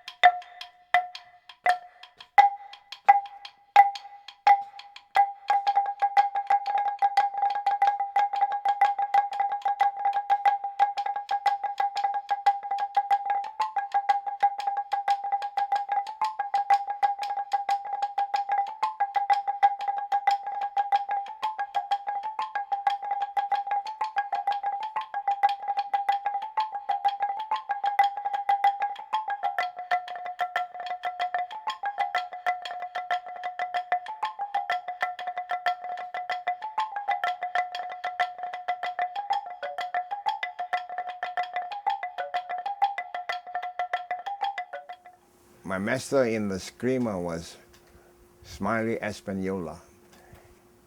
I was in the martial arts already. See, Smiley Espanola. I don't know if he came up to him, but he's one of the old timers too, underground. And he was one grandmaster, assisting grandmaster in Kempo, in the CHA3 Kempo Karate School with Marino Timonek. As was his number one, what they call, assistant. But see, I was training already. I had at least 13 to 14 years in a Kempo Karate. And training with, you're training with, I trained with my teacher, yeah, but he never know that I knew about what, you know, what he had, the sticks. And that's why when he was watching me how I trained, so he asked me if I really like to learn the Filipino martial arts. I said, see, I never know about Filipino had martial arts until I met him, you know. And I told him like this, I said, since I've been in the camp for so long, he says, what the difference? He said, you're going to see the difference because of the foot movement, the thinking, the way it's moved and how the stick's going to be. And I says, the sticks and the hands goes with them. How you use the sticks and how you use the hands. You cannot carry your sticks all around inside. So your hand's going to be another, you know, another way of using the sticks. So that's when I started to learn both of them. And the one that he really taught me was Cinco Tiro, Eskrima. And that's what I learned from him. I was only, what, 20, let me get them correctly. I was high school at the time. So that was 1957, if not to 56, I graduated. In 56, I was still going, I was started from him already. And in 1956, I started to be him on the martial arts. So every week I used to go up his house and practice. I never did practice in front of nobody, just he and I. All the years that I learned was with him, and maybe sometimes his sons, them, they come around. And I just went all the way to, until I ran into my grandmaster, Flo Villabril. So he made me one call. I went to Kauai. And then when I went Kauai, that's when I really wanted to meet him. See, it was coincidence. My grandfather and him in the Philippines, my grandfather used to make all his knives for fighting. But yeah, when he met my grandfather, I say that was a small thing for me. You know, everything would happen right there. But that was after when I had him. I was training under him for about 7 years already. Maybe more, 8. I don't can say how much time, but I was with the old man. Every time I go down Kauai, I always stay with him, and he always teaches me and talk to me a lot in teaching. His talking in teaching is more easy, and I guess it's more understanding than taking the physical. See, because he have to explain to you what it is like, what the kali is, and what the thing stands for. And see, I started with him plenty of spiritual things, not physical. The physical was natural for me already, but the spiritual, every time I'm with him, he's always talking about spiritual. When he learned martial arts in the Philippines, which the uncle told him to be what you like be, that what you have, this Eskrima, cannot touch what the guy he was going to fight with, the motor fighter. You have to go in the jungle and find this lady. And this lady is, I mean, you know, people are not going to believe it is. She's half lady, half bird. That's the difference between all what, you know, she is. And when he met her, he wasn't afraid. The lady asked me, "You're not afraid of me?" I said, "No, I'm not afraid of you because I came here for the training of your style of fighting." And she said, "Well, you know what? if you're not afraid of me, then you're gonna be with me from now on. So he stayed with the lady for 2 years and learned the sticks, fighting, the kali, everything in spiritual. And that's how he got into really powerful what he is. Well, there's a lot of things in the spiritual because you gotta go through the ritual. So in order to reach them, you gotta go through the rituals first. Then when he went into it, he went past them. So he stayed with the lady 2 years and learned all that. And she told him that, are you ready now for go try the guy out? So that's to make him short.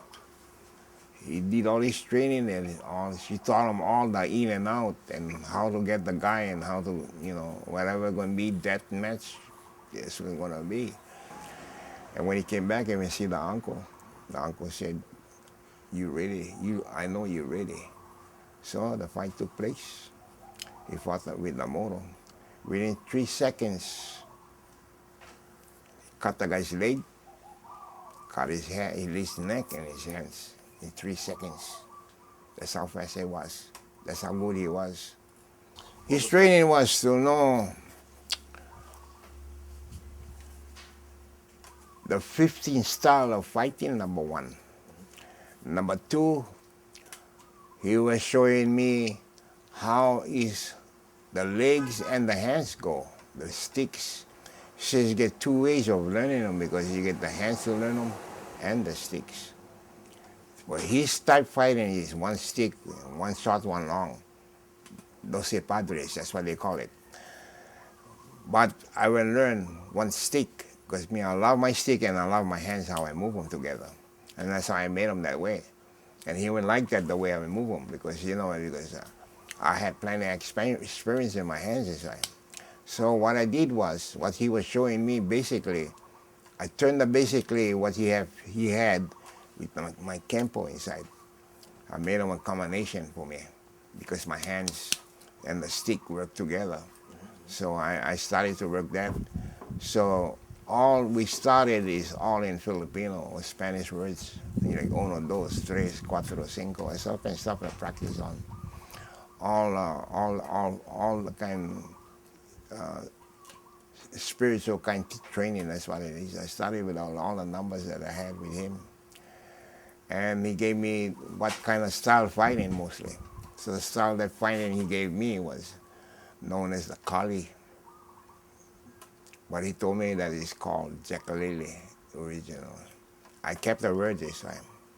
Nobody knows about that one. That's why I have that, Tjakalele. You can get 10 guys learning the spirituality. Only 1 gonna pick them up out of the 10. I tell you right now, I know. I've been there, so only 1 gonna pick them up. And that guy who is gonna pick them up, he's not gonna be the best. He might turn around in the long run. So if you're taking 1 big chance for teach 1 guy like that. So there's secrets behind that you got to keep them for yourself a while. And you pick up this guy here. You can give all what you get and what you don't want to make him be like what you be or be like the old man. The old man is different from me in that part because he's one is all that kill. That's what he do. I'm different from him. I can feel all that, if you're going into that, guarantee you're going to stay in jail again, You're going to stay this time, you're not going to come out. So that's all the kind of things you got to learn.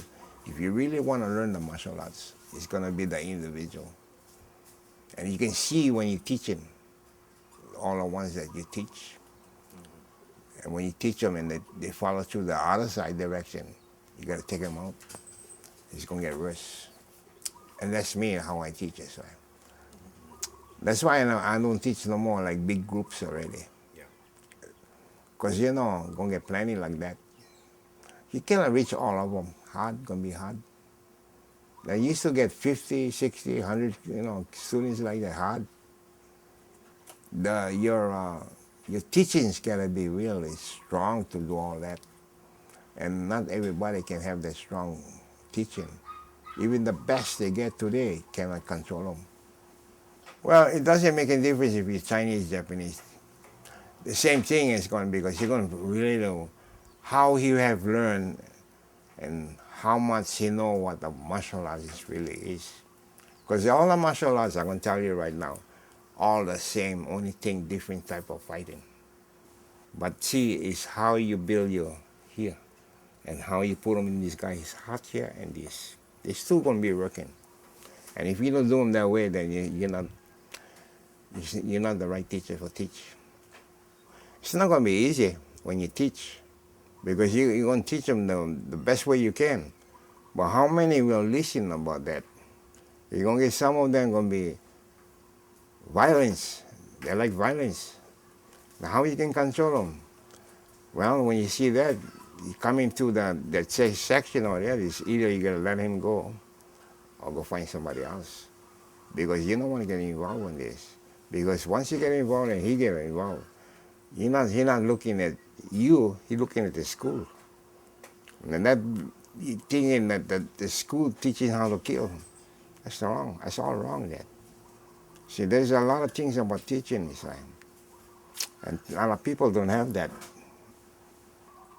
Martial art is humbleness to me, number one. If you learn to be, you're going to learn the good and you learn the bad. Still yet, to be one martial artist, you still got to be more, more calm and more relaxed and more not to use them in the daily way, like killing people. And that's the old days that, today is different. The law is different. So all that kind of stuff. So the only way you can try them out is just by two persons see who go down first instead of going who he gonna kill, and who he gonna kill that. Find out the first guy go down, that's it. Then you win him. But he's gonna be angry and he's gonna still come back for some more because he's gonna try you again until he gets you. So the only thing different about martial arts. Some guys, they cannot hold them inside them. They like try them again and try again until something happens like dying. I never go over there and try to be strong with nobody. I don't tell nobody what I am. I don't tell them, oh, I'm a martial artist and this and that. No, I don't brag that kind of things. I keep it very low profile for me. The more I do them that way, the more better for me. I'm going to live longer. If we go the other direction, people going to come around. Somebody going to tell him, oh, he think he's stronger than anybody. So you're going to get one weak guy going to come. You don't know, he can be with one gun. You don't know how fast that thing can be. So it's all the kind of things that we look ahead. Because I knew already how hard I can do. It's not I can do everything. There's one limit that I cannot. So a guy come with a gun. You cannot stop bullets. That's all. You can be strong, you might get strong, but then you cannot stop bullets. That's the things that I think about being a martial artist. I knew the bad and I knew the good, so I had to study both of them. All the way till today, I still study that yet.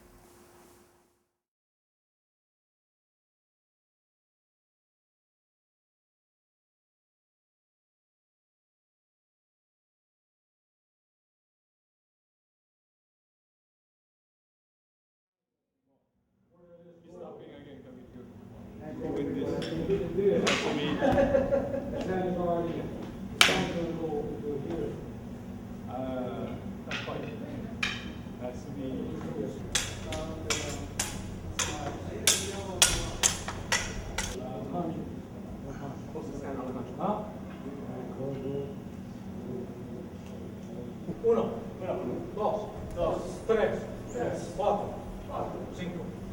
Uno, dos, tres. My generation is the generation when Bruce Lee first came out. And, his movies came out. And so you see Bruce Lee on the screen, you want to be like Bruce Lee, his moves. So actually, my interest in the martial arts was Kung Fu first because of Bruce Lee, seeing all his movies. Until, this is about mid to late 70s. I'm not exactly sure what date. I saw the Pinoy school of Eskrima do a demonstration in the old, it's called Don Quixote now. I think it was the one in Pro City. I forgot what it was called back then, but it's now Don Quixote. Holiday Mart, there you go. But they did a demo in the parking lot. And I was blown away with the demonstration. These guys were going at it with bolo knives. They were hacking at each other, you know. And they were doing it with abandon. I said, wow, this is way better than what Bruce Lee is doing on the screen. This is for real. And that's what piqued my interest. And at that time, I didn't know there's such a thing as a Filipino martial arts. I didn't know that there's such a thing as Eskrima.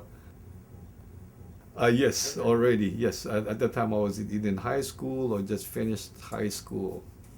And so I wanted to learn Eskrima. But it's much later, back in 1985, is when I actually joined. From 1970, late 70s, when I first found out about Eskrima, not until 1985 when I joined. And it was just through coincidence. At the time, my wife and I were involved in the Wow Filipino community. And she was in charge of the Miss Wow Filipino pageant at the time. And we were interviewing the contestants. This was at the Ilocay, and I was there to assist.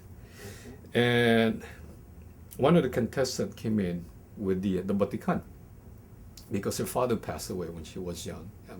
Batikan is the person that she goes to whenever she needs assistance. And it was Batikan who encouraged her to join because she was shy. Rosemary de los Santos. She was very, very shy. Batikan said, as I was saying earlier, Batikan is like that. When he feels that, you need some help, he will help you. If you need a push, he will push you. And he pushed Rosemary to enter. Rose with big glasses, and she doesn't even know how to put on makeup. She didn't know how to dress. Batikan said, you got to do something about that. Enter the contest. And he forced her to enter. And lo and behold, there she was. During the interview, Batikan was just waiting. And I was waiting with him. And he introduced himself. That's how I met him. And through our conversation, I found out that he teaches Eskrima. That got me excited. I said, is that right? And he said, yes. And if you're interested, you're welcome to join. I said, yes. Do I want to join? Yes. So after the pageant was completed. No, actually, even before it was completed, I joined, as soon as I was free. Batikan Raymond Tobosa would be considered a grandmaster. But in lieu of the title grandmaster, we use the word Batikan. Batikan, from what it's explained to me, I'm not Visayan. It's a Visayan terminology. From what I understand, it means someone who is an expert in a certain field, someone who is knowledgeable, someone who is learned. So being that it's a Filipino martial art, instead of using the title grandmaster, we use the word Batikan.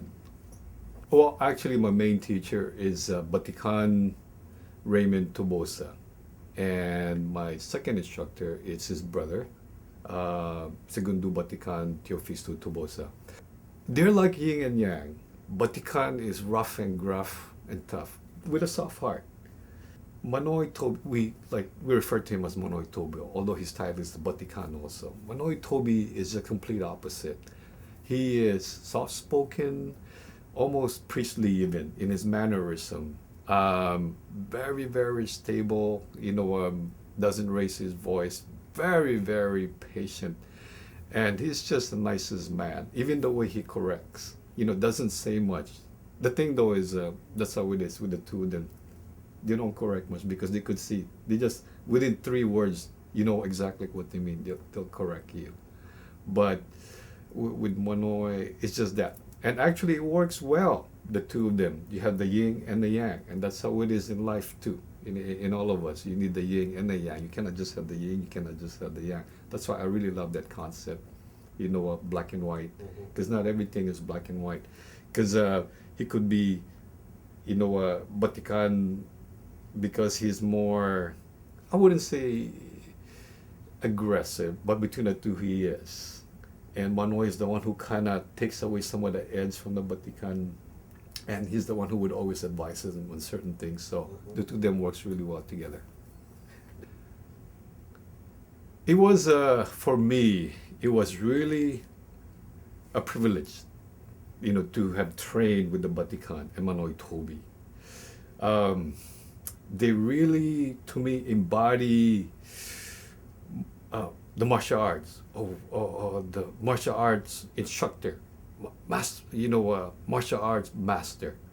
They're a man of integrity, man of honesty, and they're so into the art to the point where, like with the Batikan, everything in his life has a martial arts connotation. Even the way he deals with life, with work, that same focus, that same thing, integrity, honesty,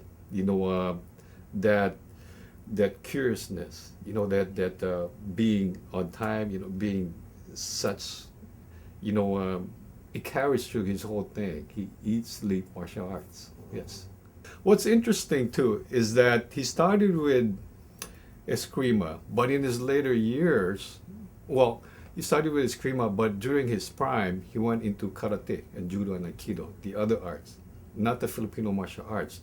But it's in later years, he went back into Eskrima. It's like he went the full circle, only because in his later years, he developed diabetes. And, he, for a while there, towards the later years, he had a hard time walking. So he had to use a cane. And the other arts are very explosive, like karate. There's a lot of snaps when you strike. You snap when you kick, whereas the Eskrima is flowing. It's more like a dance, and it's easier, on the joints, easier on the body. So that's why Batikan, after a while, kind of discontinued the Kajikumi and went into Eskrima. Yes, and he passed away teaching Eskrima. There's a lot of similarities within, the martial arts world, or between all martial arts, whether it's Filipino martial arts, Chinese martial arts, Korean martial arts, a lot of similarities. Only because the body could only move so much in a certain way. You can only punch a certain way, you can only kick a certain way, you can only stab or slash a certain way. So the difference actually is the emphasis. What you want to put the emphasis on. Like say the Japanese art of karate and the Korean art of taekwondo is very similar, the punches and the kicks. What differentiates the two, because if you're a martial arts practitioner, you know if that person is doing karate or actually doing taekwondo. After a while, you learn the techniques. Or the emphasis is this for a certain technique. And that art, they use this technique, and this is their emphasis. After a while, it's just movement. It's just that. It's just this movement, that movement. There's this movement coming, you just react to this movement. To get away from this movement, this is what you do. To generate power, this is what you do. To generate speed, this is what you do. After a while, it's just that. This is the guy's positioning. This is the strategy you're gonna do. His hand is here. This is his options. He's gonna do this, he's gonna do that. You just react to this thing. After a while, it's just that. It's no longer even techniques. For me, it's just that. I just look at things as in that sense. Yes, so after a while, I guess that's how it was with the Batikan, because it's so easy for him to explain things. It's so easy for him to correct. Same thing with the Manoy Toby, because I guess that's how they see it after a while. It's just that, just movement, this, that, how things work. And that's how it is with me too. Now, on the Filipino martial arts, there's emphasis on the footwork. A lot of emphasis on the footwork. There's a lot, because we start out, the Kali Eskrima, unlike other arts, they start out with empty hands. They train with empty hands, and then they usually go into weapon afterwards when you advance. Filipino martial arts is kind of reversed. Usually you start out with a weapon, and then you go into empty hand. Part of it is because of the culture. In the Philippines, those who practice it back in the days were farmers, and they always have knives with them, ball and knife. So if you get into a fight, into an argument, those things come out. So you have to be able to defend with weapons. Weapons come out. So because of that, you have to be able to get out of the way. So the footwork are intricate. You have to be fast with your feet if you don't want to get cut up. So that to me is what kind of sets it apart. And you have to angle away from from your opponent, and everything has to be quick. And the other thing too is the topography. Growing up in the Philippines, especially in the farm, they walk barefooted, and the terrain is uneven. So more so, you have to be very careful with your feet. More so, a lot of them stay low on the ground. That's the other thing too that the practitioners in the Filipino martial arts do, being low on the ground, only because again of the terrain, and two, getting away from the strikes that's coming at you. So that's really what kind of sets it apart. Filipino martial art is more like a dance, although it's a lethal dance. I guess you can say if you're in a fight, it's a dance of death. The Tobosa school style, I guess, is a crab, the kasag, because it's defensive. If you've gone crabbing or had bought crab, in the market, as soon as you come near, you touch the crab, does this, try to get you away from it, and it moves from side to side. A lot of our footwork are going on.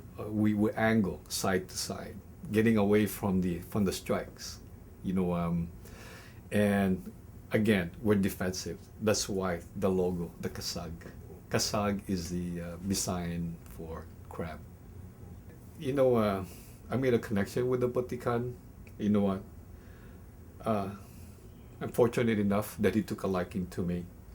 So when he felt that I was competent enough, I guess, that I could absorb more training, he would always take me, aside. He would call me on the weekends. And that's actually one of the things that I remember fondly. One of the good memories that I have is that he would call me last minute. He said, Donald, what you doing? Batikan, okay, if you're not doing anything, come see me. Let's go meet at this park. And he would work with me one-on-one. He would show me this, he would show me that. We'll go to a park. We go to the beach, we go to his house. We go to Manoy Toby's house. And it's not just training, techniques physically, but he would call me too, Donald, lunch hours. What you doing for lunch? Nothing. Meet me at Zippy's, or meet me here, meet me there. And we'd talk about philosophy. We talk about strategy. We talk about would break down movements. What works, what doesn't work. We talk about the other arts. We would talk about people within the martial arts world. Or whenever he has any guest, out of town guest, those who practices the art, he would call me. Donald, can you come? This and this. I have a visitor, and he would have me work with those out of town guests. So that way I got to know other systems.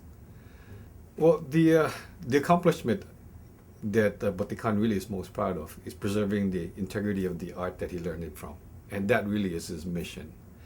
And if he's able to do it, then that's a big accomplishment for him, because that was his mission, to perpetuate the art exactly how he learned it. And that's what we're trying to perpetuate also. What the legacy that we're preserving is Batikan's legacy, his teacher's legacy, his father's legacy, uncle's legacy, and the people, before him. Yes. And so that actually is our mission. And for us, it's a big accomplishment if we could do it. Seeing, a lot of the arts being changed now, more so. If we can preserve how it was then, that'll be great.